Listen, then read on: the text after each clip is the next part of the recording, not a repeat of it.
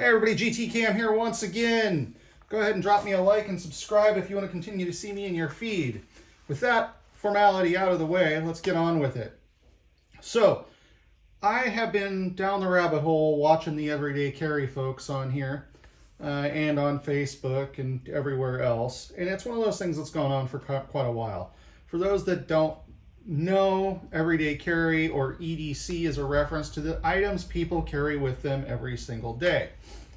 Most of us carry a wallet of some kind. Most of us carry our car keys, house keys, etc. That's normal. That's expected, right? We don't really function without these things all that well because usually in our wallet are things like our driver's license or our ID, and so therefore we pretty much need to have it with us when we're out and about. That said, personally, I carry a flashlight and a knife, and usually an insulin pen too, but that's because I'm a type 1 diabetic. That said, all I've got here is a Kershaw licensed Emerson, an Emerson licensed Kershaw. It's a CQC-5. Nothing special. It's affordable. It has this little wave hook that allows it to open when I pull it out of my pocket. And a 500 lumen Streamlight flashlight. We have a low and a high. Now, if you carry a pistol, I recommend having a light to identify potential threats. This one does a nice double roll as I can use it that way if I need to, or I can use it as a general work light. It's rechargeable. I throw it on the charger on Sunday evening usually, and it's good to go for the week. Hasn't been a problem so far. It's been a great light. Now, let me throw out there too, if you're the type that's carrying a pistol, concealed carry sort of thing, I'm not speaking to law enforcement on this one. That's a whole other discussion. But you absolutely need a handheld light, not a weapon light, okay? 2 reasons. First of all, most weapon light compatible holsters really don't do a very good job of protecting the trigger. And we're starting to see that actually come to the forefront. It's a question I had for years, but people like Craig Douglas, who's also known as Southnark on the internet, his group has done a pretty good illustration of why some of these weapon light compatible holsters aren't such a great idea. There are exceptions to that, but anyway. So, the reason that you want a separate light, I'm not saying don't have a weapon light. I am saying make sure you've got an appropriate holster. Personally, I don't have enough freaking space in my pants to carry all that. So basically, you're going to need the light a lot more than you're going to need the pistol, period. It's that freaking simple. While there are techniques for using a very bright weapon light for illumination of potential threats or friendlies without pointing your firearm at them, for the most part, just drawing your pistol might become a problem. So let's just try to avoid that altogether. But there's a lot of people out there that will use that weapon light like a flashlight. It was not uncommon in law enforcement circles. I've seen multiple videos of them doing that. I've heard horror stories from trainers I know. It's a terrible idea. Like I said, you're going to need a light a lot more than you're going to need a pistol. If the reverse is true in your world, I don't want to know where you live. Actually, maybe I do, so I know what area to avoid. But with that in mind, handheld lights are important. I spend a lot of my time during hours of darkness, so there we go. Also kind of handy to have when you suddenly can't find something under surfaces. I started carrying it because, and I started carrying a light many, many years ago, but it's a very helpful device for when you drop something or you walk into a building and now the light switch, you don't know where the light switch is. Like there's all kinds of things. I got caught in a warehouse during a power outage. I was at the very back where it was the darkest when the power went out.